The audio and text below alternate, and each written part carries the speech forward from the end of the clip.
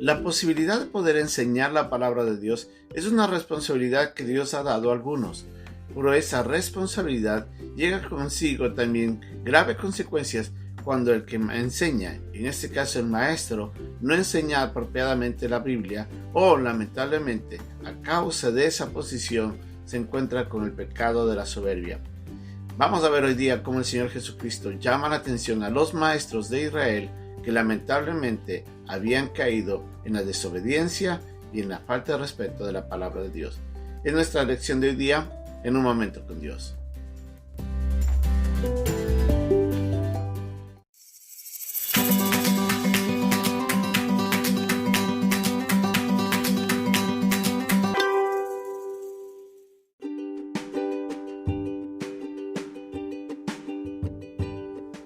El pasaje de hoy día se encuentra en el capítulo 12, versículo 38-40 de Marcos.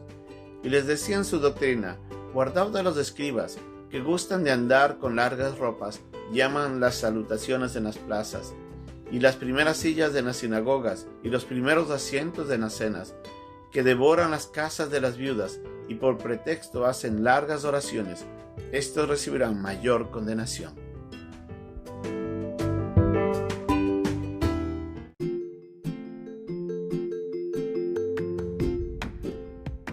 Jesucristo seguía enseñando en el templo. Por este momento era el tiempo del Señor para comenzar a dirigirse a sus oyentes, para que pongan atención en la manera como ellos tenían que observar la conducta y el mal comportamiento de aquellos que eran los maestros. En ese tiempo, los sacerdotes, sobre todo los escribas y los fariseos, además de los saduceos, eran quienes trataban de enseñar al pueblo lo que ellos consideraban era correcto. Recordemos de que ellos, lamentablemente, a causa de las tradiciones que habían añadido a la enseñanza de la palabra de Dios, habían alejado al pueblo tras propios preceptos, haciendo de que, lamentablemente, el pueblo siga ritos que no estaban establecidos en la Biblia o en el Antiguo Testamento, como nosotros conocemos. Y es así como el pueblo tenía que ser alertado de este mal comportamiento de sus maestros, para que les pongan atención y se den cuenta que lo que estaban haciendo era ir en pos de aquellos que estaban enseñando y viviendo inapropiadamente. La franqueza y la claridad con que Jesucristo les enseña por parte en ese momento por parte del maestro era importante para que ellos puedan darse cuenta de que lo que quería decirles era muy serio. En el versículo 38 de Marcos 12 les dice: y les decía en su doctrina. Era el tiempo de la enseñanza, de la cátedra del verdadero maestro. Y les decía: guardaos de los escribas, que gustan de andar con largas ropas, llaman las salutaciones en las plazas. Y les sigue hablando. Obviamente en el pasaje de Marcos leemos un resumen de todo lo que esto decía. Pero en Mateo vemos nosotros una descripción más amplia de todo el llamado de atención que Dios hace en contra de aquellos que estaban enseñando en Israel. Les decía que tenían un problema de falta de humildad y de prudencia. Ellos querían vestirse con ropa ostentosa, llamando la atención. Dice de que inclusive iban a las plazas y se paraban en la mitad para que la gente los buscara y les diga maestro. Buscaban levantar su ego, buscaban reconocimiento del pueblo a través de una posición. Estaban queriendo tomar ventaja de lo que ellos eran, en este caso maestros. Dice que también ellos iban a las casas de las viudas y les exigían que les dieran más dinero en pos del beneficio del templo. Obviamente estaban abusando de la vida de la economía de estas pobres mujeres que lamentablemente en su temor hacían lo que creían era necesario para poder beneficiarse a sí mismas al obedecer a quienes ellos consideraban eran los maestros.